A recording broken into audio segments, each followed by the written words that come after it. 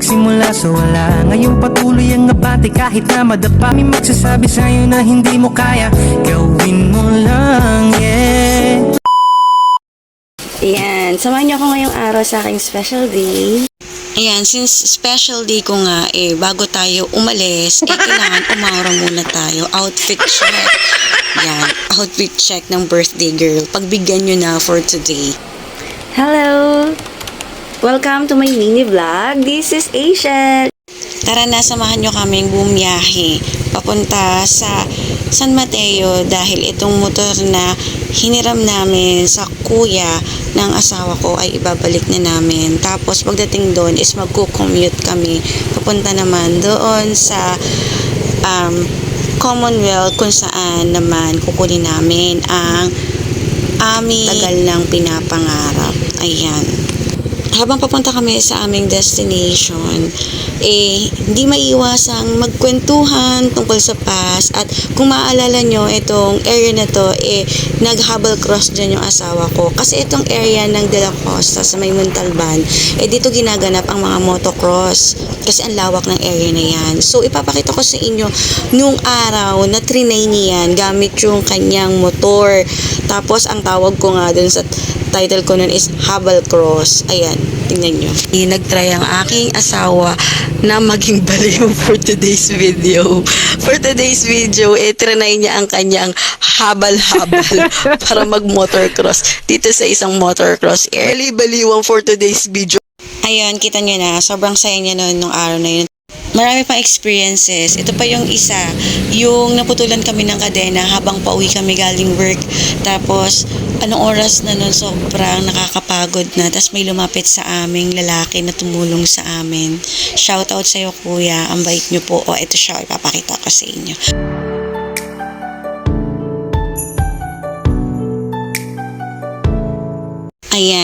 Ayan po yung tinutukoy ko. So, ang sarap sa feeling na, alam mo yun, yung mga paghihirap mo before, yung tipong napuputulan ka na kadena, napaplatan ka, tapos yung tipong nagmamadali ka papasok sa trabaho, tapos biglang masisiraan ka. Nakaka-bad trip talaga yung mga ganun. Pero, diba, syempre, may mga bagay talaga nangyayaring ganun at di natin may iiwasan. Pero, syempre, hindi naman habang buhay, talagang ma-stuck tayo sa ganung mga situation. Patuloy lang tayong lalaban at patuloy lang tayo talagang hanap ng paraan para makamit din natin yung mga pangarap natin sa buhay. Ayan, sa totoo lang, ito yung naging motivation ko kung bakit ako kumuha ng bago naming motor. At syempre, diba, ayaw kong mahirapan yung asawa ko sa paghatid sa araw-araw naming biyahe, sa pagpasok. At syempre, umaga pa lang, 5 o'clock in the morning, hinahatid niya ang anak ko na panganay sa school. Ayan, sa Pasig pa yon. So, ayaw kong lagi niyang ma-experience yung mga ganitong bagay. So, ito talaga yung point of view ko kung bakit talaga kinuha at kumuha kami ng bago. At syempre, diba, ang mga paghihirap kasi talaga natin, hindi naman din forever. So, may mga katapusan din yan. So, kung nararanasan nyo yung mga bagay na nahihirapan kayo at this point in time sa buhay nyo, hindi po yun hanggang dun na lang. Darating din yung panahon na magiging okay rin yung situation mo. Sabi nga nila, hindi naman laging nasa baba. Darating din yung panahon na pupunta ka rin sa itaas. So, yun. Ayan, mabalik na tayo. Dito na kami sa San Mateo. Nahatid na namin mga oras na yan yung motor sa kapatid ni Morris, ng asawa ko. At ayan, nag-aantay na kami sa may ICCT ng sasakyan ng jeep. Papunta naman kami sa destination namin sa Commonwealth kung saan namin kukunin ang aming, syempre, new motor. Wow. Ganun. So, yan, biyahe kami. Tsura ko dun kanina, tingnan nyo naman, sa sobrang init, haggard na haggard. Talagang init ng panahon ngayon. Kaya stay hydrated, everyone. So, sa wakas, nandito na po tayo sa Motorcycle City Commonwealth. Ayan po yung FB page nila sa may gustong magpunta at gustong bumili ng big bikes. Marami po diyang big bikes. So, nasa loob na kami at ayan, excited na rin yung asawa ko dyan. Tingnan mo naman. Hindi naman pa kaliw. Si Sir Jovi nga pala, yung sales agent namin dito sa Motorcycle City. Si Sir Jovi, very nice na sales agent at mabilis po siyang mag-response sa mga inquiries. At hindi lang si Sir Jovi ang nakakatuwa, pati yung mga staff dito sa loob ng Motorcycle City Commonwealth. Ayan, kakantahan ko talaga nila. Ang saya. Kasi nalaman nila dyan na birthday ko. Andyan, kinantahan nila ako ng happy birthday.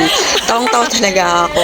Kasi dapat talaga nilakad kami sa taas at titignan namin yung ibang mga big bikes. Papakita ko sa inyo, ang gaganda ng mga big bikes dito. At si Morris talagang natutuwa talaga siya to the highest level. Nagpa-picture siya, lahat halos sinampahan niya yung mga gusto niyang big bike. So, ayan, ipapakita ko sa inyo para ma-amaze din kayo. At syempre, sa mga gustong bumili, makita niyo yung itsura. Talagang ako mismo, promise, na-amaze ako. Ito yung showroom nila. Ang ganda. At grabe, sobrang ang titikas ng mga itsura ng motor. O, sinakyan agad na yung asawa ko. O, ayan. So, tignan niyo pa yung iba pa. Ikot ko kayo, ha?